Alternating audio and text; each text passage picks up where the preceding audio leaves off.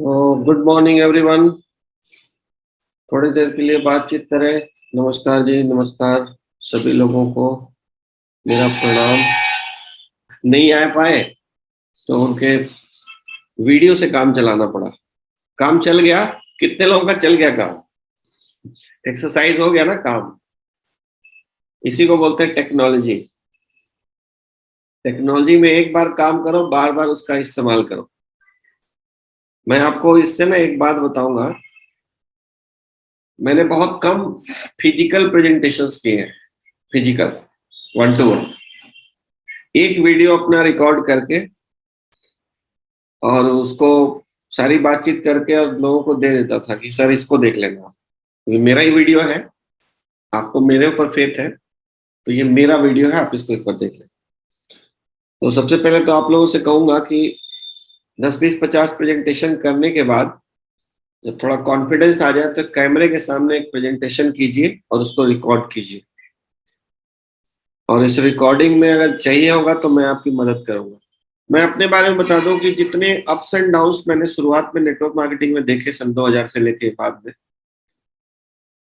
अगर मैं बुक्स से कनेक्ट नहीं हुआ रहता तो मैं इस इंडस्ट्री को ही छोड़ जाता। तो मैं चाहता हूं कि आप सभी बुक्स से कनेक्ट हो जाएं। और कनेक्ट होने के लिए अगर आपका मन नहीं लग रहा है अकेले पढ़ने में, कई बार होता है क्योंकि पढ़ने की आदत छूट गई है हम लोगों की, तो हम आपस में तो कम्युनिटी रीडिंग तो कर सकते हैं ना कि एक चैप्टर आज मैं पढ़ूंगा। तो किसी के पास कोई अच्छी किताब है, जैसे रिग्नेश भाई कल बता रहे थे, तो एक अच्छा रहेगा कि हम लोग बुक्स रीडिंग के भी एक एक चैप्टर 15 मिनट का रख लें। ठीक है। तो कल हम लोगों ने कुछ फेलियर के रीजंस पे बात किया था। उसमें 15 रीजंस बताए हैं उज्जवल पाटली जी ने। कितना सच कितना झूठ, नेटवर्क मार्केटिंग कितना सच कितना झूठ किताब की। तो उसमें सबसे पहला था कि नेटवर्क मार्केटिंग व्यापार को वो गंभीरता से नहीं लेते। दूसरा था कि वो बिजनेस को अपना बिजनेस नहीं मानते। थर्ड था कि नेटवर्कर के पास सपने नहीं होते। फोर्थ था कि वो अपने मन के भीतर शर्म महसूस करते हैं। पांचवा था कि वो उत्पादों को के जानकार नहीं होते, मतलब प्रोडक्ट्स की जानकारी नहीं होती। और सिक्स था कि फील्ड में उतरने से पहले उनको प्रॉपर ट्रेनिंग नहीं मिलता। और सेवन था कि आज के नेटवर्कर तुरंत परिणाम चाहते हैं। और एट था कि वो मन के भीतर दो विचार लेके चलते हैं कि चलो ट्राई करते हैं, पास हो गए तो पास हो गए, नहीं तो फेल तो होना ही। और फेल हो गए तो क्या करेंगे, उसकी भी तैयारी पहले से करके रखते हैं। तो आप सभी जानते हैं कि युद्ध में भी वही सेना जीतती है जिसके पास कोई सेकंड ऑप्शन, जो जहाज जला के आती है वही जीतती है। ठीक है ना। तो नाइन्थ रीजन पे आते हैं। लिखा है कि वो खुद को प्रभावी तरीके से प्रस्तुत नहीं करते। ये बड़ा इंपॉर्टेंट है। वो खुद को प्रभावी तरीके से प्रेजेंट नहीं करते। अब ये क्या है, समझ में बात आ ही गई होगी। एक्चुअल में क्या है सर कि कई बार हम लोग बात कर चुके हैं कि सबसे पहले आप बिकते हैं, पीपल बाय यू। अगर आप नहीं बिकेंगे तो कंपनी भी नहीं बिकेगी और प्रोडक्ट भी नहीं बिकेगा। तो लोग आपको खरीदते हैं। तो अपने आप को प्रभावी तरीके से प्रेजेंट करना भी एक बहुत इंपॉर्टेंट बात है। जब आप अपने प्रोस्पेक्ट के पास जाते हैं तब इसकी जरूरत नहीं पड़ती है क्योंकि वो आपको पहले से जानते हैं। लेकिन आप किसी डाउनलाइन के साथ जा रहे हैं और वहां पे अगर डाउनलाइन इतना कैपेबल नहीं है, कि पहले तो कोशिश ये रहना चाहिए कि डाउनलाइन को हम ट्रेन करें कि वो आपको तरीके से आइडेंटिफाई करे। जो इमेच्योर डाउनलाइंस होते हैं ना, वो उल्टा प्रोस्पेक्ट को ही अपलाइन के सामने आइडेंटिफाई कर देते हैं। मान लो अभी पंत साहब के पास मुझे बड़ोला साहब लेके जाने वाले हैं, ठीक है, एग्जाम्पल के तौर पर। बड़ोला जी मेरी लाइन में है और वो पंत साहब एक बड़े व्यापारी हैं दवा के, उनके पास लेके जाने वाले हैं। तो बड़ोला साहब क्या करेंगे गलती, कि पंत साहब की तारीफ मेरे सामने खूब करेंगे और मेरी कोई तारीफ वहां पे नहीं करेंगे। अब ये तो वैसे ही हो गया ना कि पंत साहब के बिजनेस में मुझे जोड़ना है। भाई पंत साहब के बिजनेस की क्यों तारीफ कर रहे हो, उसमें थोड़ी जाके जोड़ना है मेरे को। जहां पे जोड़ना है उसकी तारीफ करो ना। तो जो ट्रेंड लोग होते हैं वो क्या करते हैं कि अपने अपलाइन की, स्पॉन्सर की, जिसको लेके जा रहे हैं, उसका एडिफिकेशन बहुत अच्छे से करते हैं, ताकि अगला समझ पाए कि इस बंदे ने अगर 10 मिनट का टाइम दिया है तो ये टाइम उसका बहुत इंपॉर्टेंट है। मेरे कुछ लोग ऐसे हैं जो इतना प्रॉपर एडिफिकेशन करते हैं कि मेरा काम बहुत आसान हो जाता है। सिर्फ डेमो किया और काम बन जाता है, क्योंकि उसने एडिफिकेशन बहुत प्रॉपरली किया है। तो मान लो कि आपका डाउनलाइन उतना ट्रेंड नहीं है सपोज, तो खुद को तो करना पड़ेगा ना सर, पोस्चर हाई करके तो बैठना पड़ेगा ना कि मैं भाई ऐसे ही कोई चलता फिरता आदमी नहीं हूं। तो खुद को प्रस्तुत करना आना चाहिए, और उसमें सारी चीजें आती हैं, आपका गेटअप, आपका कपड़ा, आपका कम्युनिकेशन स्किल, ठीक है, आपका पंक्चुअलिटी, टाइम पे पहुंचना, नहीं, बहुत सारी चीजें फैक्टर काम करती है। तो ये 9th रीजन है कि अपने आप को बेहतरीन तरीके से प्रस्तुत कीजिए। अब 10th रीजन कि वो सिर्फ इनकम की बात करते हैं। नेटवर्क मार्केटिंग में पैसों के अलावा बहुत सारी चीजें आपको मिलती हैं।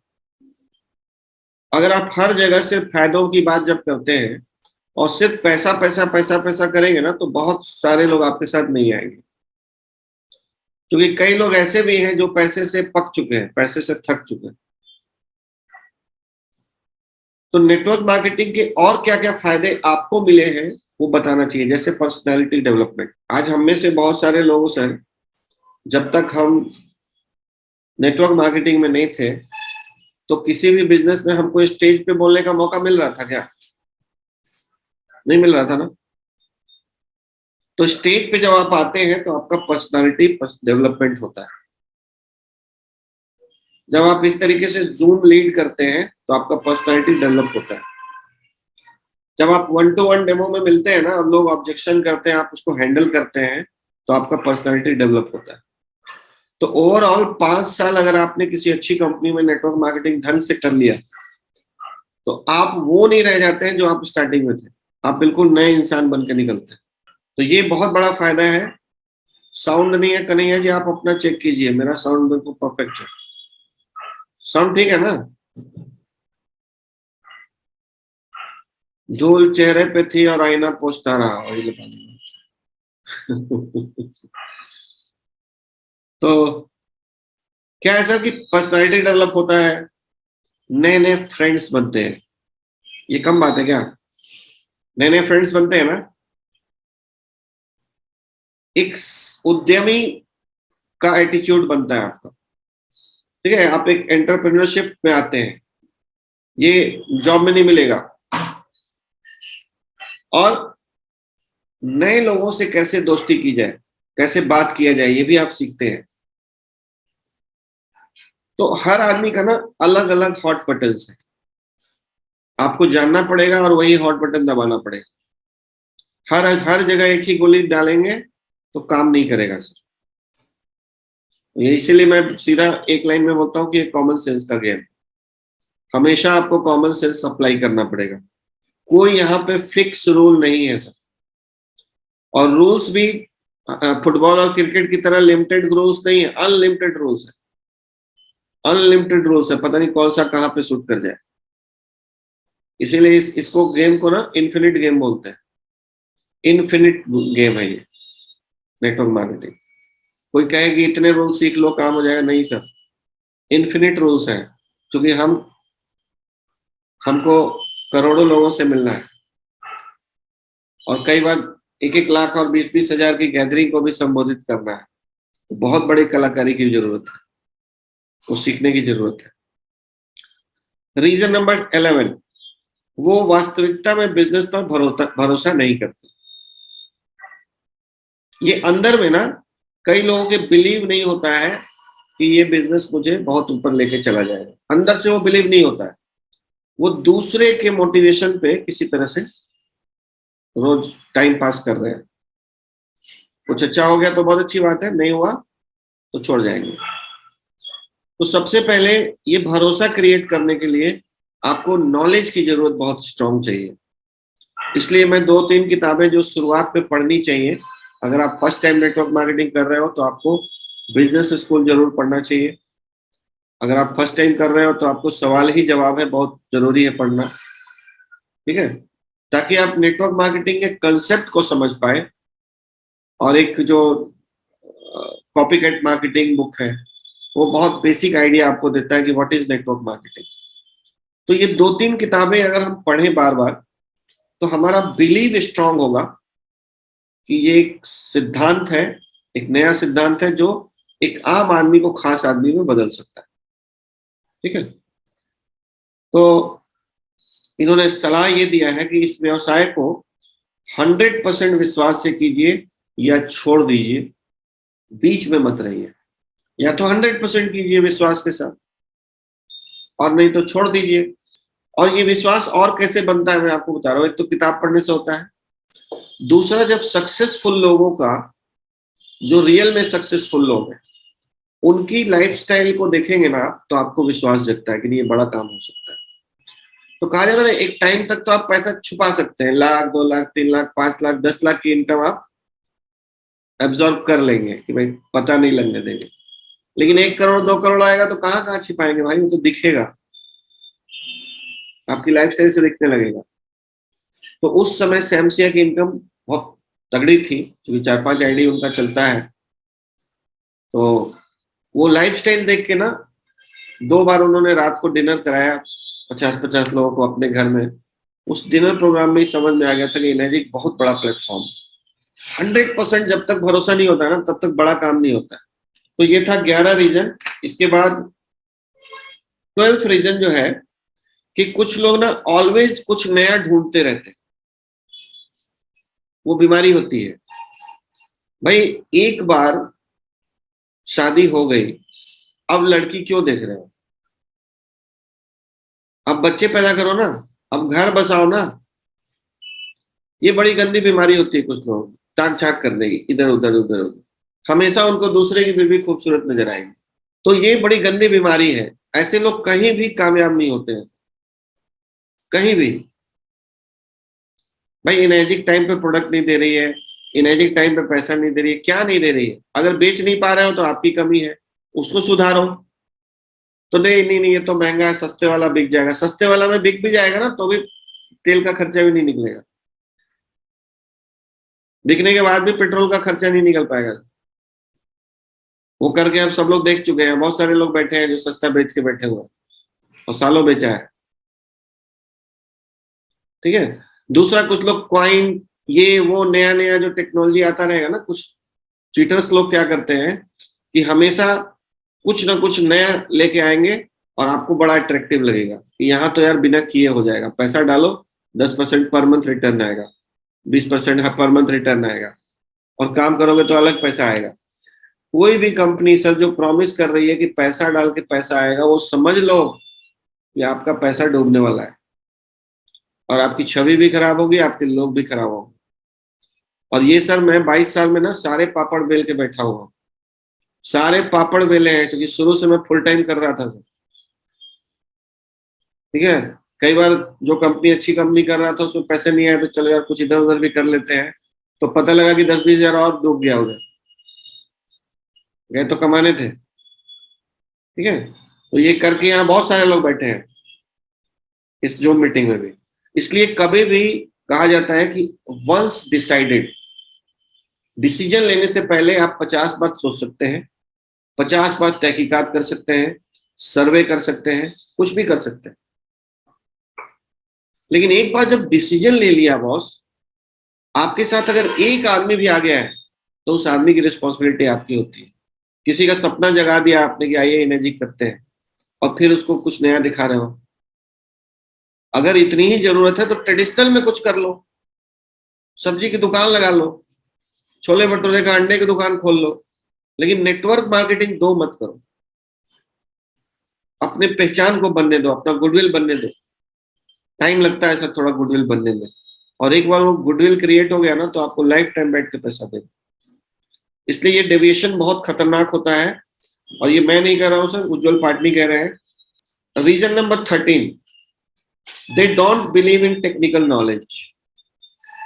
जैसे हम लोग स्किल्स की बात कर रहे हैं ना, कि प्रोस्पेक्टिंग एक स्किल है, लिस्ट बिल्डिंग एक स्किल है, डेमोस्ट्रेशन एक स्किल है, तो स्किल के ऊपर उनका बिलीव नहीं होता है, उनको लगता है कि ऐसे ही हो जाता है, बस प्रोडक्ट अच्छा है चलो जाके ऐसे ही हो जाएगा।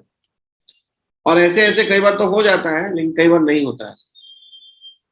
लेकिन अगर आप स्किल सीखने में ध्यान देंगे तो पक्का ही होगा, 100% होगा, और आप किसी भी लेवल पे जाके रुकेंगे नहीं, चलते रहेंगे चलते रहेंगे चलते रहेंगे। ठीक है, तो स्किल के ऊपर ध्यान दीजिए। 14 नंबर बोला है कि ओवर प्रॉमिस करते हैं। किसी को भी जोड़ने से पहले ना बहुत बड़ी बड़ी बातें, चाहे प्रोडक्ट को लेके चाहे बिजनेस को लेके, बहुत ज्यादा ज्यादा प्रॉमिस करने लगते हैं कि पहले महीने तो आपका कम से कम तो 1 लाख रुपए आ जाएगा। अब नहीं आया तो बंदा दुखी हो जाएगा। ठीक है ना, तो कभी भी ओवर प्रॉमिस मत कीजिए, अंडर प्रॉमिस कीजिए, ओवर डिलीवर कीजिए। लोगों को सुनने में भी अच्छा लगता है। आप किसी को बोलेंगे ना कि 1 साल में 5 करोड़ की इनकम आ जाएगी सर, उसको नहीं नहीं पचता है। लेकिन उसको बोलेंगे ना सर 1 साल में 10 लाख की इनकम बड़े आराम से की जा सकती है, हम आपका साथ देंगे, तो उसको जमेगा। और कम बोलो, 5 लाख बोलोगे ना साल का तो भी बहुत है सर। 5 लाख बोलो किसी को कि सर साल का 5 लाख रुपए का मैं आपको आश्वासन दे सकता हूँ, तो भी 3 लाख रुपए लोग लगाने के लिए तैयार है। ठीक है, पानी का जो फायदा मिलेगा वो अलग मिलेगा। इसलिए अंडर प्रॉमिस कीजिए, ओवर डिलीवर कीजिए। Reason number 15, focus on rumours. वो लोग र्यूमर्स पे हमेशा ध्यान देते हैं, गॉसिप्स पे ध्यान देंगे, आलतू फालतू चीजें पे। जैसे कल न्यूज़पेपर में आया, कुछ भी आया, भाई देखो अगर हम अच्छा कर रहे हैं तो सब कुछ आएगा, ऐसा नहीं है। एमवे जैसी कंपनी के ऊपर कई बार लांछन लगाया गया, कई बार क्या क्या हुआ। एमवे कोई नाजायज करती है क्या? इतनी जेन्युइन कंपनी है, और कई बार ब्रेक डाउन डाला। तो हमारी जर्नी भी लंबी है, तो हमें भी ब्रेकर्स मिलेंगे, इसके लिए तैयार रहना है। ठीक है, और जितने प्रतिद्वंदी बढ़ेंगे उतना ज्यादा अच्छा है। हम किसी के बारे में बात नहीं कर रहे, लोग हमारे बारे में बात कर रहे हैं, इसका मतलब अच्छे है, अच्छा हम अच्छे हैं। तो र्यूमर्स पे ध्यान नहीं देना है, सिर्फ पॉजिटिव चीजों पे ध्यान देना है। और पॉजिटिव जो अपलाइंस आपके ग्रोइंग अपलाइन है उनके संपर्क में रहिए, जिनसे काम नहीं हो रहा उनको छोड़िए। क्योंकि कई लोग आपके हमारे बीच में आएंगे सर जिनसे काम नहीं हो पाएगा, उनकी वजह से छोड़ दो, क्या फर्क पड़ता है। तो ये 15 रीजन उन्होंने बताया है कि नेटवर्क मार्केटिंग में फेलियर के रीजंस। ठीक है, ये सब नहीं करना है। So all the best, thank you, thank you very thank you much, sir, thank you, नमस्कार। Thank you.